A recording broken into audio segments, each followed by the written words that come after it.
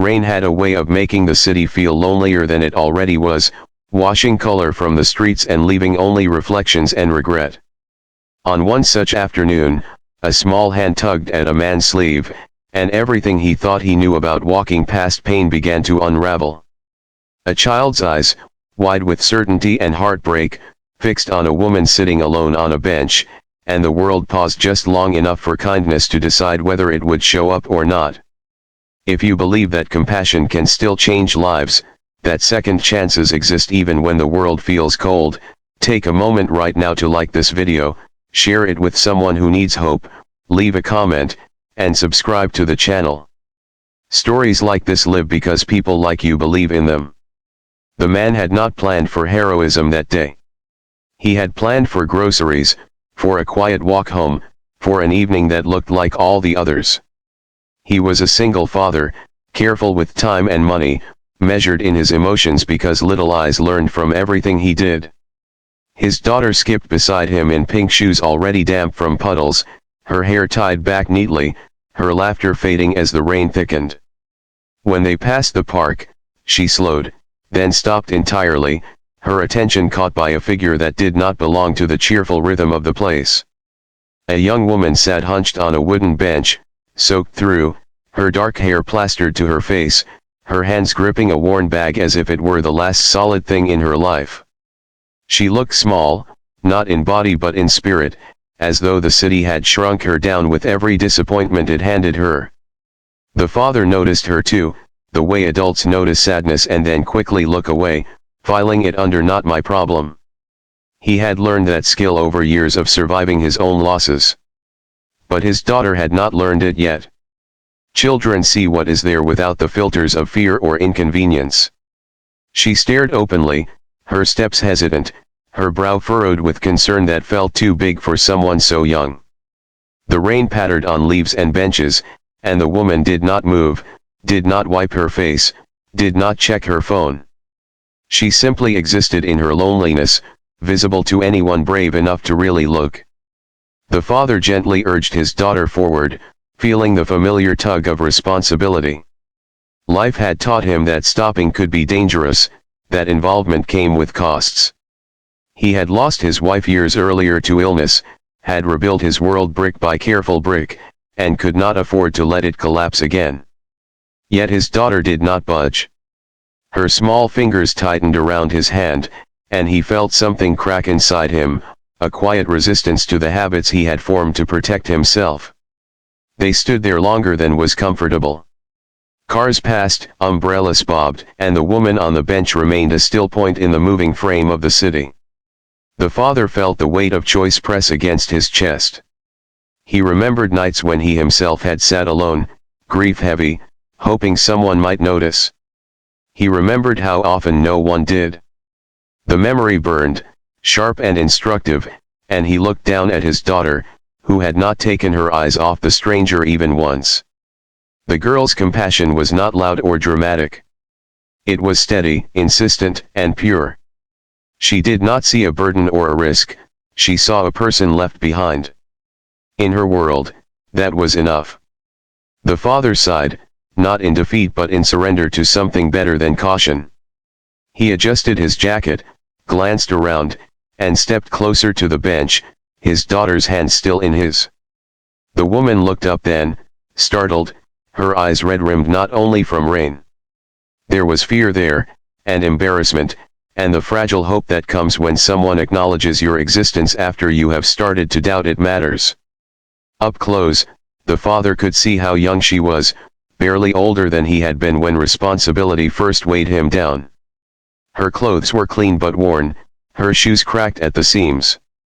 She smelled of rain and soap, the scent of someone who tried to hold on to dignity even as life slipped away. The park around them felt quieter, as if the trees themselves leaned in to listen.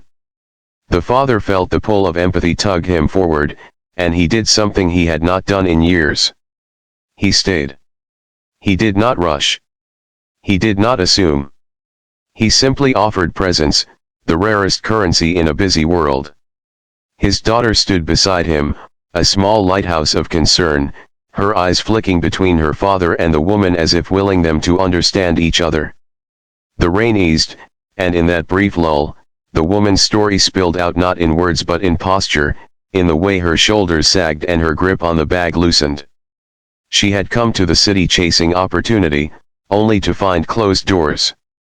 A job lost, a room gone, a phone with no one left to call. The bench had become her refuge because it asked nothing of her. The father listened with the patience of someone who knew how it felt to be reduced to survival. He thought of his small apartment, of the spare room filled with boxes of memories he rarely opened. He thought of the example he was setting for his daughter, of the kind of world she would inherit if everyone kept walking past benches like this one. The fear he felt was real, but so was the warmth growing in his chest, the sense that this moment mattered more than comfort ever could. When he finally made the decision, it was not dramatic. It was quiet and firm, like laying down a foundation stone. He offered the woman something radical in its simplicity, a place to dry off, a meal, a night without fear. The city seemed to exhale, and the woman's eyes filled with something brighter than rain. Relief does that, turns strangers into believers again. The daughter smiled then, a smile that carried the unfiltered joy of having been right about the world. The walk back felt different. The rain returned, but it no longer felt punishing. It felt cleansing, as though the streets themselves approved. The woman walked carefully, as if afraid the ground might disappear beneath her feet. The father noticed how she stayed a step behind, not wanting to intrude, and how his daughter slowed so they could all move together. The apartment door opened to warmth and light, modest but welcoming. Towels appeared, soup simmered, and the night unfolded with the quiet grace of small mercies stacking up into something life-changing. Days turned into weeks. The woman did not overstay her welcome, she helped where she could, cooked, cleaned, applied for jobs with a determination fueled by gratitude and renewed hope. The father watched her rebuild herself piece by piece, the way he had once rebuilt himself after loss. His daughter watched too, learning lessons no book could teach. She learned that kindness was not a fairy tale concept but a practice, something you did even when it was inconvenient or scary.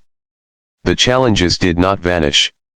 There were awkward moments, tight finances, nights when doubt crept in. But there was also laughter returning to rooms that had known only quiet. There were shared meals, shared stories, and the slow knitting together of a chosen family.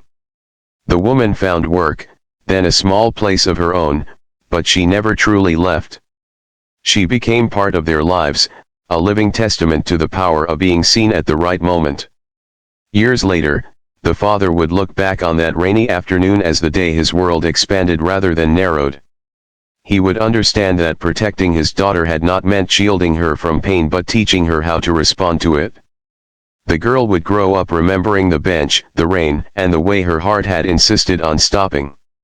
She would carry that insistence into adulthood, letting it guide her when logic urged her to look away. If this story has stirred something in you, if it has reminded you of the quiet power you hold to change a life, please take a moment now to like this video, share it with someone you care about, and subscribe to the channel. Your engagement helps stories of compassion reach hearts that need them. Before the ending, here's a special request: comment the word kindness below if you believe small acts can create big miracles. The city still has its benches, its rain, its lonely afternoons. But somewhere within it, a woman walks with confidence, a father carries pride instead of fear, and a daughter grows up knowing that listening to her heart once changed 3 lives forever.